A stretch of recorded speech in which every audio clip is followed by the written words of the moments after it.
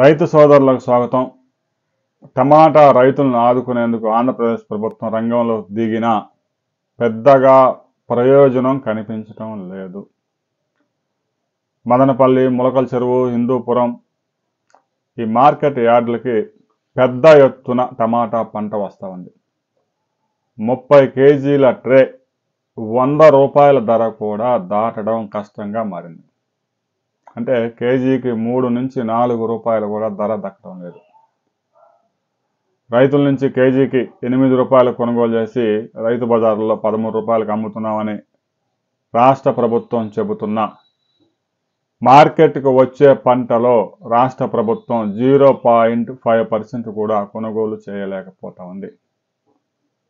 మార్కెట్కు వచ్చే పంటలో కనీసం రాష్ట్ర ప్రభుత్వం 20% కొనుగోలు చేసి పంపిణీ చేస్తేనే ధరలు పెరిగే అవకాశం ఉంది. రాబోయే 40 రోజుల పాటు మార్కెట్లకి పెద్ద ఎత్తున టమాటా వచ్చే అవకాశాలు కనిపిస్తూ ఉన్నాయి. ఏప్రిల్ 15 దాకా ఇదే పరిస్థితి కొనసాగే అవకాశం ఉంది. ఆ తర్వాత పంట దిగుబడి గణనీయంగా తగ్గుతుంది కాబట్టి, వేసవి కాలం వస్తుంది కాబట్టి ఆ తర్వాత ధరల్లో కొంత కదలిక వచ్చే అవకాశం ఉంది. రాష్ట్ర ప్రభుత్వం రోజు మొత్తం మీద ఒక 1000 టన్నులు కొనుగోలు చేసినా కూడా పరిస్థితి మెరుగుపడే పరిస్థితులు కనిపించడం లేదు. పెద్ద ఎత్తున కొనుగోలు చేసి పొరుగు రాష్ట్రాలకి అవసరమైతే తెలంగాణ, కర్ణాటక, మహారాష్ట్ర కూడా ఎక్స్పోర్ట్ చేస్తే కనుక రైతు సోదరులకి కనీసం కేజీకి 8 నుంచి 10 రూపాయల ధర దక్కే అవకాశం ఉంది. టమాటా ధరల మీద ముఖ్యమంత్రి స్వయంగా అసెంబ్లీలోనే ఒక స్పష్టమైన ప్రకటన చేశారు. రైతు సోదరులను ఆదుకునేందుకు రాష్ట్ర ప్రభుత్వం సిద్ధంగా ఉంది. టమాటా ధరల విషయంలో ఇప్పటికే రాష్ట్ర ప్రభుత్వం కొనుగోలు చేస్తూ ఉంది అని చెప్పారు. రైతుల్ని ఆదుకునేందుకు 100 కోట్ల రూపాయలతో నిధిని కూడా ఏర్పాటు చేశారు.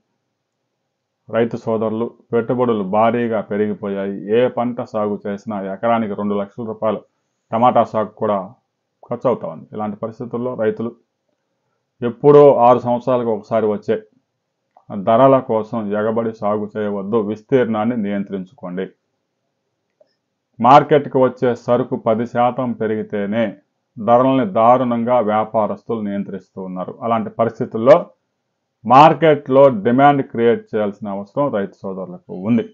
వ్యవసాయ శాఖ అధికారులు వీళ్ళు చెప్పింది కాదు. రైతు సోదరులు ఎగబడి భారీ విస్తీర్ణంలో టమాటా పంట సాగు చేయవద్దు. విస్తీర్ణం తగ్గించండి, డిమాండ్ క్రియేట్ చేయండి.